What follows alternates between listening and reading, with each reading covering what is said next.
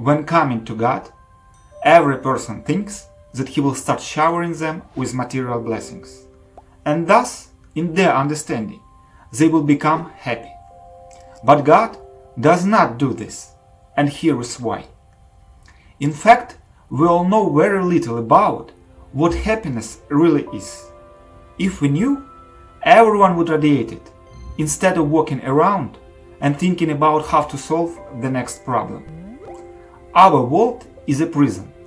No one here is free, even those who have reached the heights of success and wealth, and think they can do whatever they want and that it will always be this way. This is not true because they are still limited by their material body and the associated disease and death, from which they cannot escape.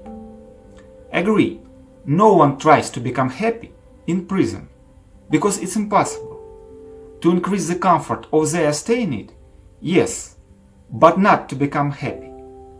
Only by gaining freedom can one try to do this. Souls living in the material world are called conditioned souls. We are in prison because falling into our world and receiving a temporary body, we are forced not only to go through the torments of birth, disease and death, but we also lose knowledge of ourselves, that we are an eternal soul, not our body, and we forget God. Besides all this, our fate and the loss of nature deprive us from freedom. While we are here, we also have forgotten what true happiness is. The spiritual world, our true eternal home, and tie all our desires only to what is before our eyes. And we think that if we have a lot of money and comfort, we will live a happy life. But this will not happen. Because looking on how rich people live, we see that like everyone else, they work hard all their lives to earn as much money as possible, and then worry about how not to lose them. And they often do not even have time to enjoy the fruits of their hard work. And when they do, life is already coming to an end. And then they have to be born again, but in a new body, and bear responsibility for the actions committed in the past life. And mostly, in their pursuit of success, they committed not the most moral actions, so they will face a completely different life, not the one they are used to now. What is the first thing that God gives to a person who has just begun to serve Him? He gives them knowledge and leads to real happiness and freedom, freeing them from the prison of this world, leading home to the spiritual world, where the soul will receive not a temporary as now, but an eternal body and will never be born or die again.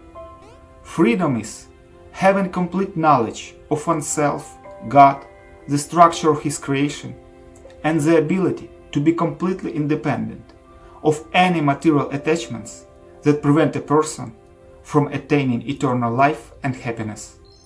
God gives the soul that has surrendered to Him not money, but Himself, eternal life, and happiness inaccessible to materialists. What is the problem with big money and excessive comfort? It is that, not knowing what true happiness is, a person becomes attached to them, and they have the illusion that they are happy, although this is not so, and they stop in their spiritual development. There is nothing wrong with money and comfort itself. It is bad to become attached to them. That's why God can only give all this if it helps a person on their spiritual path. It is our desires that determine where we will be in the next life. If a person wants success, fame, a large fortune, but at the same time doesn't want to know God and wants to think that He is Him, and also wants to continue to live in the illusion that he himself creates all his successes, when in reality he simply receives what he deserves for his past good deeds, then God will give him the opportunity to fulfill his desires. But such a person will continue to be born and die in this temporary world.